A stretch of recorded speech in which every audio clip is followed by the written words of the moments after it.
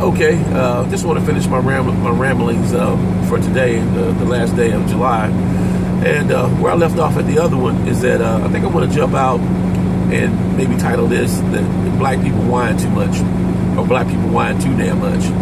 And what I mean by that, I find people like me can sit around and tell you all day long what's wrong with black folks. You know, what's wrong with America? What's wrong? And oddly, and I'm not even suggesting that people should come up with solutions, but it seems that, man, if you can just determine what's right every now and again, you know, that might occupy your time to where you won't have so much time to sit around and bitch and moan and groan and complain so much. And I have to wave my hand too, man, because I've had my moments. I get on my soapbox, even today, and bitch and moan. I can bitch and moan with the rest of them, but I'm a little bit older now, man. I'm knocking on 60, so I've had my fair share of moments of whining and complaining and what have you. But what I found, here I am knocking on 60, is that gets nothing done. That gets you nowhere. People talk about there's disparity in America. Well, I won't argue that, but that shouldn't be any excuse to accept failure. I'm thinking of a few people, but I met a young brother on social media a few years back, and we kind of hit it off, and ultimately we met. I traveled to his area, and we met. We sat down, had something to eat, had a couple conversations and stuff, and a phenomenal young brother. And this cat, he's half my age, and what's unique about this guy? Now, this guy's experience is not so unlike other people's experience who look like me and him. He's a darker version, a darker pigmentation to me, if that means anything to anybody. But what's unique about this brother is that now he's in college, right? I think he's probably knocking on 30. I'm knocking on 60. I think he's knocking on 30, or he's kind of just stepped into his 30s. Where at any given time, this cat, man, he might have 2 or 3 businesses going while he's a college student. The bad cat, man. And I think that he just opened another business, I think, here recently. And so what I'm saying that I don't know the whole ins and outs of his life, but I through some of the conversations, I think that he, like most of black folks in America, came up with humble beginnings, and I think he has some brothers. I don't know how many, but he has some brothers, and I think his brothers is like him. They're hustlers. They go getters. I mean, legally, legitimately. I mean, we don't see these images. We don't hear about these images. And I'm sure that starting out, when you're trying to figure things out and coming into your own, you probably made some mistakes along the way, and I'm sure that he's probably no different than me, because I know I was coming up, man. I was in and out of jail, for one reason or another, mainly fighting and everything. But and part of it, I think that I was quick to whine about different things. So like this guy I'm talking about, his name is Demetrius Smith. I don't know if I could legally put his name out there like that, but hell, I did it. I'm so impressed with the young man, and I'd do anything to help him out. And I think that's what we should do, man. Like if you got movers, shakers, and hustlers, and you're giving the communities and respective communities, man, we should do everything to help these guys. Because I mean, these guys out front, they're making it happen, man. Because I don't know, man. Like, say for example, I don't really have a lot of money, for example, man, but hell, if I lived in that guy's area, man, I would do anything that I could to help this cat. Volunteer, whatever he need, man. I would help him. I would try to encourage others to help him, and everything. So, because if you do things like that, man, see, you don't really have less time to whine. That's really what I'm driving at. And I'm sure, like all of our communities, man, got people like that. They got that hustle, they got that drive, and man, we should help these folks, and that would give us less time to bitch and moan and complain. And everything. And I mean, he's had situations that he talked to me about. He's trying to make some things happen, and then people are jealous of him, and then you got to deal with that kind of nonsense. People hating on him and that kind of nonsense.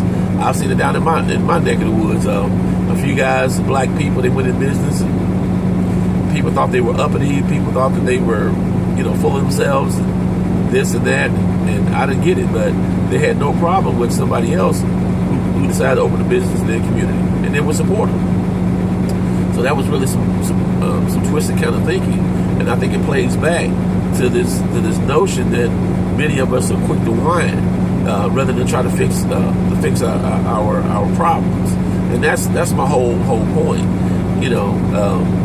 I'm not telling you to not whine, because sometimes I guess whining is justified. But man, that shouldn't occupy your whole existence. That's all I'm saying. And you got this young cat that I know. I met a few brothers out there in L.A. when I lived out there. Rather sit around there and moan and groan, man, they made things happen. They sat down and they came up with a strategy and shifted those energies to make some things happen. And in doing so, there's less time to whine. Like me, I'm just a regular guy, man, but I work so damn hard and so long, I don't have time to whine. I don't have time to bitch and moan about how unfair America is and all this kind of thing. And one thing I noticed, and I just try to wrap it up right about here, is that a lot of the people that I hear whining ain't really got nothing going on. They don't have no drive, quite frankly. And I just find that sort of fascinating, because if you get up off your ass and kind of get after it, you just don't have time to whine. Again, I think people kind of got this like something for nothing mentality, where it's like, man, like America need to be fair, we need to be on the same playing field. Where's that etched in stone? Anywhere on the planet, anytime in the history of the world, that somebody said like, you know what, everybody need to be the same. It ain't gonna happen. That you're wasting your time. If you want, in America, let me just say it like this, man. If you want something, you got to go get it. That's it. So ain't nobody. People sitting around here. This is one thing that really irks me. People sitting around and talk about, well, we're gonna make the argument for reparations that America, the white man, need to do something for blacks because they mistreat our ancestors. They sure as hell did, and that's just tough luck. That's it. It sucks. It sucks ass. How our people were treated.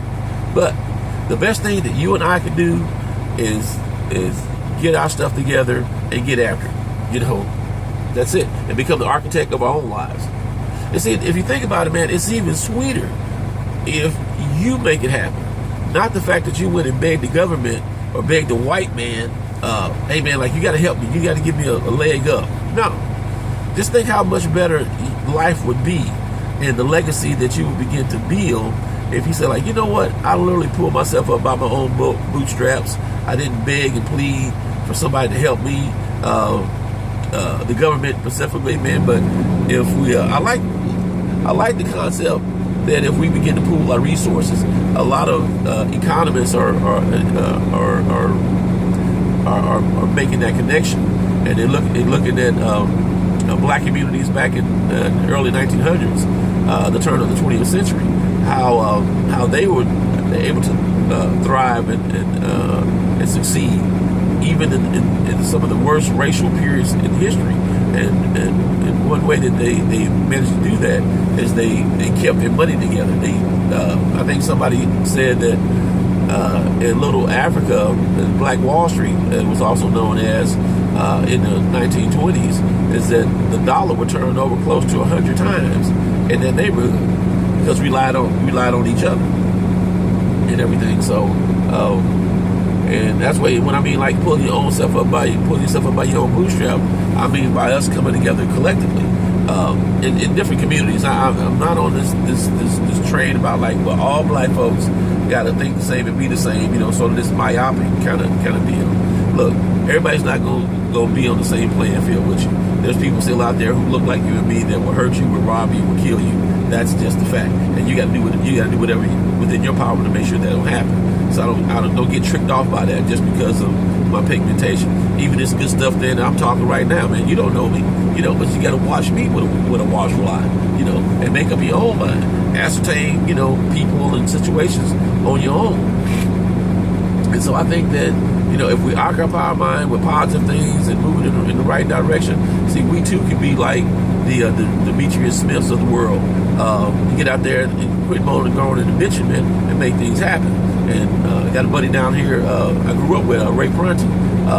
another brother, man, making things. I think he worked on the job, 20, 30 years. He went in business for himself, kind of got involved in politics in his local area. So there's guys out here, man, that are moving and grooving and all those kind of things. I went down to Atlanta a few times and just going around that city. I got relatives live down there, a niece in particular, and there's a lot of things that are happening down there that black people are doing. A lot of homeowners, for example, people getting nice jobs of their businesses, so they're just making things happen. They're not sitting around there. My point is, they're not sitting around begging and moaning and groaning about somebody give me something. That's it, man. Black folks, get after it. Peace.